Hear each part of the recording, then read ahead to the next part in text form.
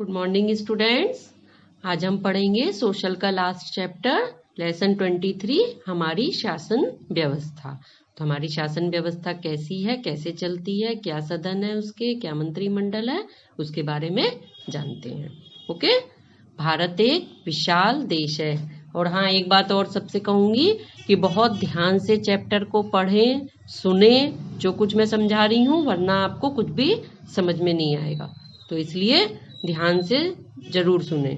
भारत एक विशाल देश है। इतने बड़े देश का शासन केवल एक सरकार सुचारू रूप से नहीं चला सकती। मतलब कहने का है कि भारत चूंकि इतना बड़ा देश है तो उसको पूरे देश का शासन जो है केवल एक सरकार तो ठीक से नहीं चला सकती ना। अगर जैसे आपका स्कूल एक बहुत बड़ा स्कूल है, अब उसमें पूरे स्कूल को केवल एक जना तो नहीं चला सकता, देख सकता। उसके लिए क्या होता है, सबके काम बटे हुए होते हैं, सब लोग मिलकर ही उस स्कूल को चलाते हैं।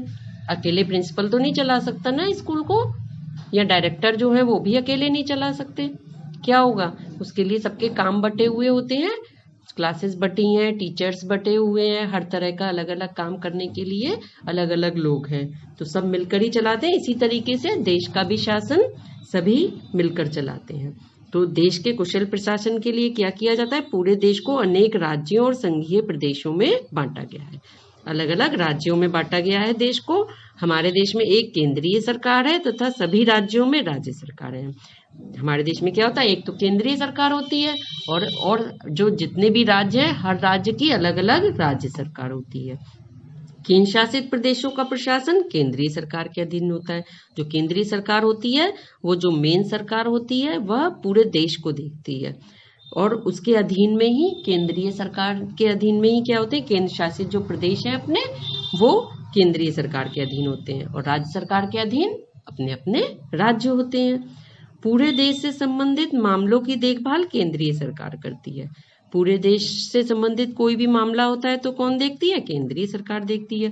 और किसी केवल विशेष राज्य से संबंधित मामलों की देखभाल उस राज्य की राज्य सरकार करती है। हमारे देश में लोकतंत्र है, यहाँ की जनता द्वारा ही सरकार का निर्माण होता है। भाई लोकतंत्र का मतलब क्या होता है, पिछले चैप्टर में आपको बताया था ना कि जनता द्वारा ही सरकार चुनी जाती है, इसलिए उसे क्या कहते हैं, लोकतंत्र। देश के लिए कानून बनाने वाली संस्था को संसद कहते हैं। जो संस्था कानून बनाती है देश के लिए उसको क्या कहते हैं, संसद। और हमारे देश में कितने राज्य हैं, 28 राज्य, और केंद्र शासित प्रदेश कितने हैं, 9। राज्यों व केंद्र शासित राज्यों के इस देश को संविधान में भारत संघ कहा गया है। संविधान में सभी राज्य और केंद्र शासित प्रदेशों को मिलाकर क्या कहा गया है, भारत संघ कहा गया है। देश का शासन प्रबंध 2 स्तरों पर होता है, इसलिए देश का शासन प्रबंध भी कितने स्तरों पर होता है, 2 स्तरों पर, एक संघ स्तर पर और एक राज्य स्तर पर। संघ स्तर पर यानी संघ स्तर पर शासन चलाने वाली सरकार को क्या कहते हैं, संघीय सरकार या केंद्रीय सरकार। इतनी देर से जो हम केंद्रीय सरकार की बात कर रहे थे, वो केंद्रीय सरकार किस स्तर पर शासन चलाती है, संघ स्तर पर, यानी पूरे देश का। तो संघ स्तर पर यानी कि उसमें राज्य भी आ जाते हैं और केंद्र शासित प्रदेश भी आ जाते हैं। और राज्य स्तर पर जो सरकार होती है, वो शासन चलाने वाली सरकार को हम क्या कहते हैं, राज्य सरकार। वो केवल अपने अपने राज्यों को ही देखती है। हमारे संविधान में यह स्पष्ट कर दिया गया है कि कौन सी सरकार कौन कौन से काम करेगी। संविधान में यह बताया गया है कि कौन कौन सी सरकार कौन से काम करेगी। जैसे देश की सुरक्षा और विदेशों से संबंध जो है वो केंद्रीय सरकार के कार्य है। विदेश की सुरक्षा के लिए कोई भी डिसीजन लेना है, या विदेशों से हमें संबंध बढ़ाने के लिए जो कुछ भी डिसीजन लेना है, उसके संबंध में कौन काम करती है, केंद्रीय सरकार। जबकि अलग अलग राज्यों के लोगों की सुरक्षा के लिए, लोगों की शिक्षा की जिम्मेदारी, ये सब किसका काम है, राज्य सरकार का। आवश्यकता पड़ने पर केंद्रीय सरकार राज्य सरकार की सहायता करती है। जब जरूरत पड़ती है राज्य सरकार को तो वो किससे हेल्प लेती है, केंद्रीय सरकार से हेल्प लेती है। केंद्रीय सरकार राज्य सरकार के ऊपर होती है, क्योंकि केंद्रीय सरकार के अंदर राज्य सरकार आती है। तो राज्य सरकार को अगर कोई परेशानी है, कुछ है, किसी संबंध में सलाह की जरूरत है, तो वो किसके पास जाएगी, केंद्रीय सरकार के पास जाएगी। केंद्रीय सरकार के 3 प्रमुख कार्य होते हैं। केंद्रीय सरकार के कितने कार्य होते हैं, 3। कानून बनाना, शासन चलाना, न्याय करना। कौन कौन से काम हुए, कानून बनाती है एक तो वो, और दूसरा शासन चलाती है और न्याय करती है। और कानून बनाने का काम अभी ऊपर बताया था कौन करती है, संसद करती है। और इस संसद के कितने अंग होते हैं, 3 अंग होते हैं। संसद के एक तरह से 3 पार्ट हैं, और जो कि क्या काम करती है, कानून बनाने का। लोकसभा, राज्यसभा और राष्ट्रपति। कौन कौन से 3 अंग हैं? लोकसभा, राज्यसभा और राष्ट्रपति। इनके सभी काम बटे हुए हैं। तो अब आगे इनके तीनों के बारे में। लोकसभा, लोकसभा को संसद का निम्न सदन कहा जाता है। लोकसभा को क्या कहा जाता है? संसद का निम्न सदन। लोकसभा के सदस्यों को जनता चुनती है। लोकसभा के जो सदस्य होते हैं वो किसके द्वारा चुने जाते हैं? जनता के द्वारा चुने जाते हैं। 18 या इससे अधिक उम्र के स्त्री पुरुषों को मत देने का अधिकार प्राप्त होता है। कोई भी व्यक्ति जिसकी आयु 25 वर्ष या इससे अधिक हो लोकसभा का सदस्य बन सकता है। तो 18 साल या इससे ज्यादा की उम्र के जो स्त्री पुरुष होते हैं उनको वोट देने का अधिकार होता है। तो वही लोग वोट देने जाते हैं और वोट देकर फिर अपने लोकसभा के सदस्यों को चुना जाता है। कोई भी व्यक्ति जिसकी आयु 25 वर्ष या इससे अधिक हो लोकसभा का सदस्य बन सकता है। तो जिसकी भी आयु 25 वर्ष से अधिक हो और उनके जो भी मानक होते हैं उन मानकों को जो कोई पूरा करता है उनमें से कोई भी लोकसभा का सदस्य बन सकता है। देखते हैं ना, आप जब चुनाव इलेक्शन होते हैं तो इलेक्शन में खड़े होते हैं मतलब इलेक्शन का चुनाव लड़ते हैं और वोटिंग होती है। वोटिंग के जरिए जिसके सबसे ज्यादा वोट होते हैं उसको चुना जाता है। चुनाव में जिस उम्मीदवार को अधिक वोट मिलते हैं वही जीत जाता है। सभी सदस्य 5 वर्ष के लिए चुने जाते हैं। तो ये इलेक्शन जो होती है उसमें जो सदस्य चुने जाते हैं लोकसभा के सदस्य वो कितने वर्ष के लिए चुने जाते हैं? 5 वर्ष के लिए। 5 साल के बाद दोबारा से इलेक्शन होती है, फिर दोबारा से चुना जाता है। लोकसभा के सदस्य बनने के लिए निम्न शर्तों का होना जरूरी है। तो अगर आप लोकसभा के सदस्य बनना चाहते हैं तो उसके लिए जो शर्तें हैं वो कौन कौन सी हैं? उसके बाद सबसे पहली शर्त क्या है कि वह भारत का नागरिक हो, मतलब कि वह भारत में रहने वाला होना चाहिए। रहने वाला, सिटीजनशिप भी मिली हुई होनी चाहिए। नागरिक, जो लोग बहुत सालों से जहाँ रहते हैं उनको वहाँ की नागरिकता प्राप्त हो जाती है।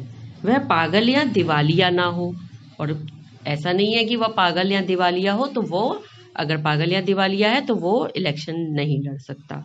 उसे किसी अपराध में न्यायालय द्वारा दंड न मिला हो, किसी भी अपराध के लिए उसे कोर्ट के द्वारा सजा न मिली हो। तो ये 3 शर्तें हैं जिसको भी लोकसभा का सदस्य बनने के लिए चुनाव में खड़े होना है।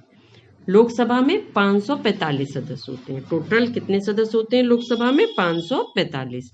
लोकसभा के सदस्यों को अपने बीच से एक अध्यक्ष और एक उपाध्यक्ष चुनना पड़ता है। लोकसभा के जो सदस्य होते हैं वो अपने बीच में से ही एक अध्यक्ष चुनते हैं और एक उपाध्यक्ष चुनते हैं। अध्यक्ष को हम क्या कहते हैं? स्पीकर कहते हैं। और स्पीकर ही लोकसभा की कार्यवाही का संचालन करता है। जो स्पीकर होता है वही लोकसभा की पूरी कार्यवाही जो होती है उसका संचालन करता है। मतलब कि क्या काम करना है, हमारे क्या क्या निर्धारण हो रहे हैं नीतियों के, ये सभी का संचालन कौन करता है? स्पीकर करता है। दूसरा है राज्यसभा। राज्यसभा को संसद का उच्च सदन कहते हैं। अब जैसे कि लोकसभा को निम्न सदन कहा जाता है, ऐसे ही राज्यसभा को क्या कहा जाता है? उच्च सदन। राज्यसभा के सदस्यों का चुनाव राज्यों की विधानसभा के सदस्य करते हैं। तो राज्यसभा के सदस्यों का चुनाव कौन करता है? राज्यों की विधानसभा के सदस्य। और लोकसभा का चुनाव जनता द्वारा होता है। लोकसभा के सदस्यों का चुनाव। राज्यसभा में सदस्यों की अधिकतम संख्या 250 होती है। राज्यसभा में कितने होते हैं? ज्यादा से ज्यादा 250 लोग। इनमें से 12 सदस्य राष्ट्रपति द्वारा मनोनीत किए जाते हैं, यानी कि 12 सदस्य जो होते हैं वो राष्ट्रपति चुनते हैं। और राज्यसभा के सदस्य 6 वर्ष के लिए चुने जाते हैं। जैसे लोकसभा के सदस्य कितने वर्ष के लिए चुने जाते हैं? 5 वर्ष के लिए चुने जाते हैं ना, परंतु राज्यसभा के सदस्य जो होते हैं वो 6 वर्ष के लिए चुने जाते हैं। परंतु हर 2 वर्ष पश्चात इसके 1/3 सदस्यों के स्थान पर नए सदस्य चुने जाते हैं। तो 6 वर्ष के लिए तो चुने जाते हैं, परंतु देखिए इसमें एक और बात है कि हर 2 साल बाद उसके जो 1/3 सदस्य हैं वो उनको चेंज किया जाता है, उनकी जगह दूसरे नए सदस्य चुने जाते हैं। यह सरकार का स्थायी अंग है, इसे कभी भंग नहीं किया जा सकता।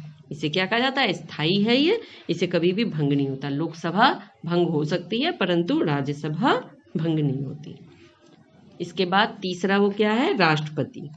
राष्ट्रपति देश का प्रमुख होता है। देश का सबसे प्रमुख कौन होता है? राष्ट्रपति होता है। राष्ट्रपति का चुनाव लोकसभा, राज्यसभा व राज्यों की विधानसभाओं के चुने हुए सदस्य करते हैं। राष्ट्रपति का चुनाव इलेक्शन के आधार पर नहीं होता है। राष्ट्रपति का चुनाव किसके आधार पर होता है? जो लोकसभा के सदस्य होते हैं सारे, और राज्यसभा के सदस्य होते हैं, और राज्यों की जो विधानसभाएं होती हैं उनके चुने हुए सदस्य, ये सभी मिलकर राष्ट्रपति का चुनाव करते हैं। राष्ट्रपति का कार्यकाल भी 5 वर्ष का होता है। जो राष्ट्रपति चुना जाता है वो भी 5 वर्ष के लिए चुना जाता है। राष्ट्रपति भारत की थल, जल व वायु तीनों सेनाओं का सर्वोच्च सेनापति होता है। हमारे देश में 3 तरह की सेनाएं होती हैं, जल सेना, थल सेना और वायु सेना। जल सेना का कौन? जल सेना जो होती है वो जल मार्ग से देश की रक्षा करती है, थल सेना थल मार्ग से देश की रक्षा करती है और वायु सेना वायु मार्ग से देश की रक्षा करती है। तो राष्ट्रपति जो होता है वो इन तीनों ही सेनाओं का सबसे बड़ा सेनापति होता है, सर्वोच्च सेनापति। वह राज्यपालों, उच्चतम न्यायालय तथा उच्च न्यायालयों के जजों की नियुक्ति करता है। राष्ट्रपति जो होता है वही राज्यपाल की भी नियुक्ति करता है देश के, और उच्चतम न्यायालय तथा उच्च न्यायालयों यानी हाई कोर्ट, सुप्रीम कोर्ट आदि में भी जजों की नियुक्ति करता है। संसद की बैठक बुलाना। संसद की बैठक बुलाना भी किसका काम है? राष्ट्रपति का। उसे स्थगित करना या भंग करना राष्ट्रपति का ही कार्य है। राष्ट्रपति उसे स्थगित कभी कर सकता है यानी कि पोस्टपोन कर सकता है और भंग भी कर सकता है। न्यायालयों द्वारा दिए गए दंड तथा मृत्यु दंड को वह कम या समाप्त भी कर सकता है। तो जो जज हैं, जजों की नियुक्ति भी ये करता है और उसके साथ ही ये भी है कि अगर न्यायालय कोई दंड दिया है या मृत्यु दंड दिया है तो वह राष्ट्रपति उसे कम भी कर सकते हैं उस दंड को और समाप्त भी कर सकते हैं यानी दंड को माफ भी कर सकते हैं। राष्ट्रपति प्रधानमंत्री की सलाह से कार्य करता है। हालांकि राष्ट्रपति सर्वोच्च वो होता है सेनापति और देश का सबसे प्रमुख होता है, परंतु वह कार्य किसकी सलाह पर करता है? प्रधानमंत्री की सलाह पर। वो अपने आप डिसीजन नहीं ले सकते, वह किसकी सलाह से लेते हैं? प्रधानमंत्री की सलाह से। राष्ट्रपति भवन नई दिल्ली में है जहां राष्ट्रपति रहते हैं। राष्ट्रपति भवन कहाँ पर है? नई दिल्ली में है ना, और वहीं पर राष्ट्रपति रहते हैं। अब पढ़ते हैं मंत्रिमंडल के बारे में। तो लोकसभा में कई राजनीतिक दलों के उम्मीदवार चुने जाते हैं। प्रत्येक दल अपना नेता चुनता है। इसका मतलब कि लोकसभा में जो है कई राजनीतिक दल होते हैं। आपने सुना होगा ना, जैसे कि भाजपा की पार्टी है, कांग्रेस की पार्टी है, सपा की पार्टी है, आपकी पार्टी है। इस तरीके से बहुत सारी पार्टीज हैं। तो वो क्या है? राजनीतिक दल है वही। तो उस प्रत्येक राजनीतिक दल अपना अपना नेता चुन लेता है। अब क्या होता है? जिस दल को लोकसभा में बहुमत प्राप्त होता है यानी कि लोकसभा के जो सदस्य चुने जाते हैं तो वो जिस पार्टी के सबसे ज्यादा होते हैं सदस्य, लोकसभा के सदस्यों में जिस पार्टी के सदस्य सबसे ज्यादा होते हैं यानी कि जिस पार्टी को बहुमत मिलता है उसी के नेता को राष्ट्रपति प्रधानमंत्री बना देते हैं। प्रधानमंत्री कैसे बनते हैं? जैसे इलेक्शन से कोई कहीं से नरेंद्र मोदी, सब जगह से पार्टी के सदस्य खड़े होते हैं।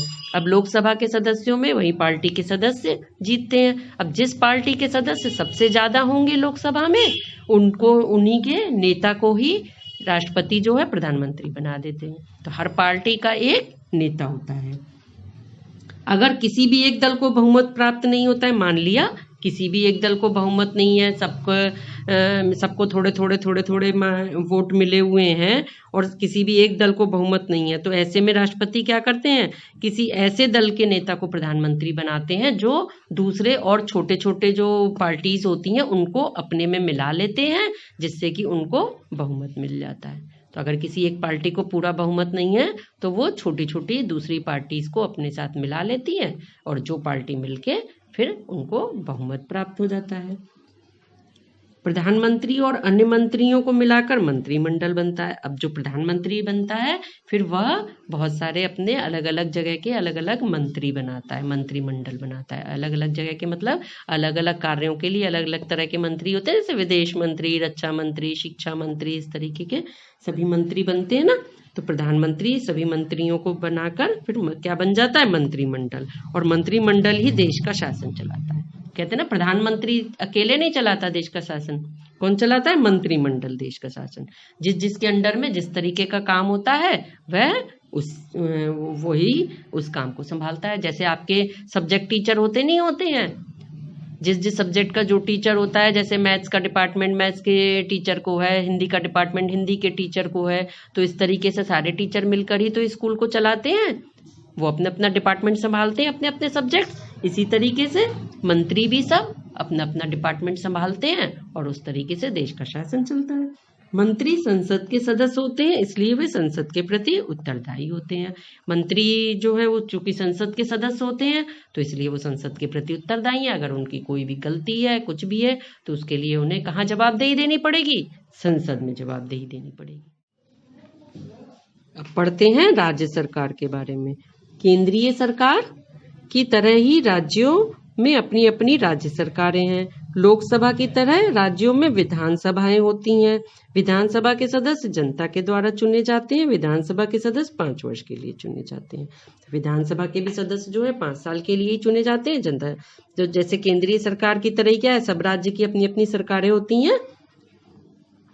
कुछ राज्यों में राज्यसभा की तरह विधान परिषद भी होती हैं। विधान परिषद के सदस्य कितने समय के लिए चुने जाते हैं? 6 वर्ष के लिए चुने जाते हैं। राज्य सरकार का सबसे बड़ा अधिकारी क्या कहलाता है? राज्यपाल कहलाता है। राज्यपाल कौन होता है? जो राज्य सरकारों का सबसे बड़ा अधिकारी होता है। राज्यपाल की नियुक्ति कौन करता है? अभी पहले भी बताया था, राष्ट्रपति करते हैं। तो सारी राज्य सरकारों को कौन देखता है?